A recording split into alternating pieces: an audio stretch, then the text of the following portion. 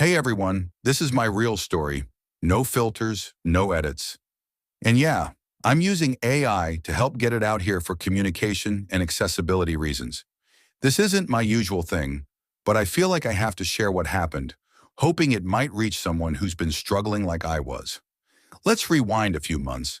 I hit a point where my health forced me to rethink what I was doing to myself every day. And I wasn't chowing down on junk food either. I'm a chef after all.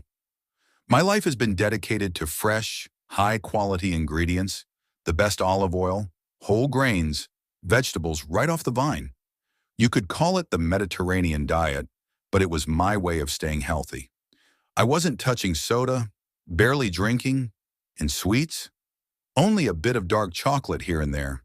And yet my health was slipping, faster than I could have imagined. Everything I thought I knew about healthy eating was about to be flipped upside down. That's when I stumbled on something I now call the Obvivorous Diet, a diet so natural it became obvious this is what our bodies were made for. I know the name might sound funny, but this is real. This diet changed my life, and maybe, just maybe, it can change someone else's too. It all started with these nagging health issues. First, there was sleep apnea, severe 70 apnea episodes a night. If you've never dealt with it, let me tell you, it's terrifying. Every night, your body wakes up gasping, deprived of oxygen. Every breath is like playing Russian roulette with your brain and heart, risking high blood pressure, heart disease, or worse. Doctors recommended a CPAP machine, a mask that pushes air into your lungs while you sleep. But it's loud, uncomfortable, and honestly, the thought of being tethered to a machine for life just felt wrong. And that was just the beginning. My mind? A fog. I'd forget things mid-task, like standing in front of the fridge and suddenly, no clue why I was there. Headaches were almost daily, intense enough to need painkillers. And then there was the pain, joints, back. Every part of me felt like it was giving up.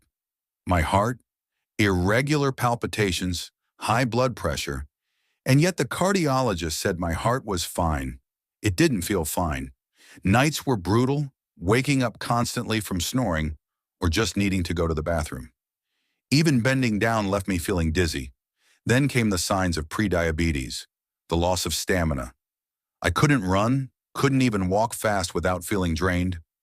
I'd gained weight, needed larger clothes, felt heavy in my own skin. My vision was worsening. I was relying more and more on my glasses. There were old autoimmune issues like childhood heel pain and early cataract surgery. My body was just falling apart. And then there was the IBS nightmare.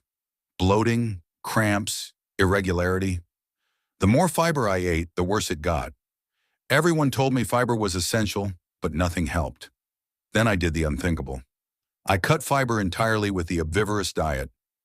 No fiber, yet for the first time my digestion calmed. I felt free. I tried everything before finding this diet. Vegan, vegetarian, keto, you name it, I tried it. Vegan, I thought, was the right thing. But then I learned something I didn't know about. Vegan farming kills animals too. It wasn't just plants. Farmers defend crops by killing rabbits, birds, rodents, and more.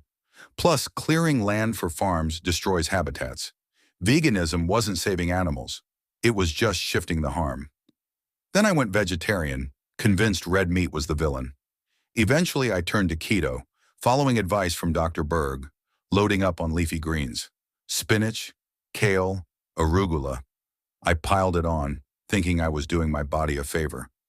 But no one warned me about the anti-nutrients in these greens, substances that can block mineral absorption.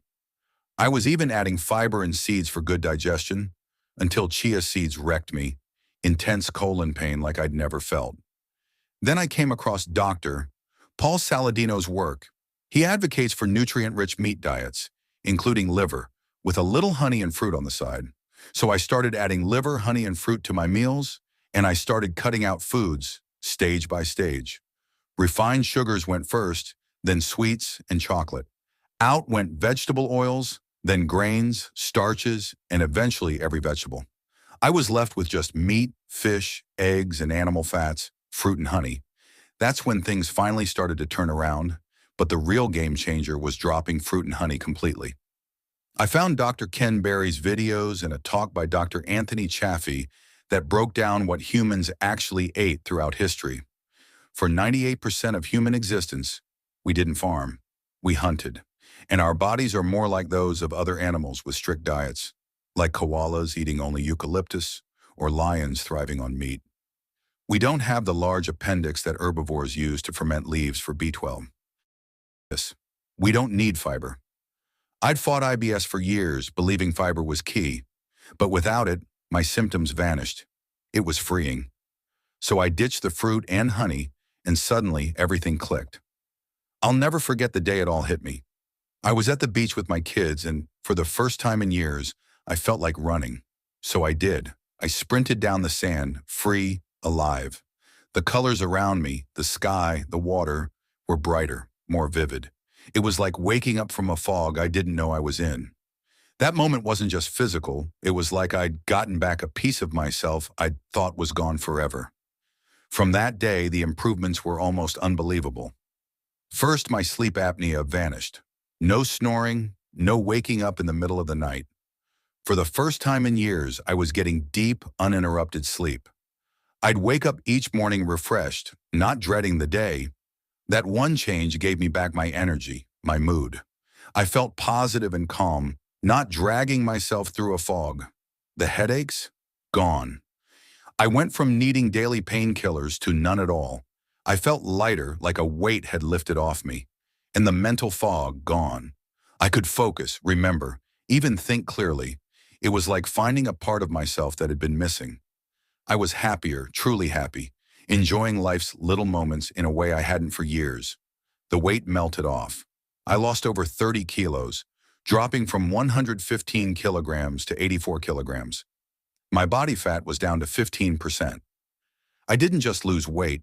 I felt agile, lighter, like I was moving in a brand new body. And my muscles? Stronger than ever. I could bike, walk, run, even sprint. Things I thought were behind me.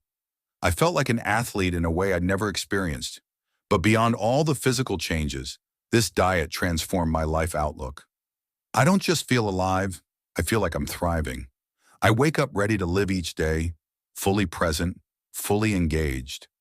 I have this new appreciation for life and the energy to make the most of it. So what do I eat? Mostly meat, organs like liver and heart, eggs, raw milk, cheeses from raw milk and not farmed fish. That's it. Because as Dr. Chaffee explained, for most of human history, vegetables and sugary fruits weren't part of our daily diet. We didn't have farms or stores packed with fruits and grains. When we did find roots or berries, it was out of necessity, not choice. Our ancestors were hunters, not gatherers, and their bodies thrived on what they could hunt. By eating the whole animal, rich in fats and proteins, I believe I'm aligning with what our bodies are naturally made for. Look, I'm not saying this diet is for everyone, but if you're struggling like I was, maybe it's worth exploring other options. I'm just here to share what worked for me, hoping it might help someone else too. So that's my story. Thanks for listening.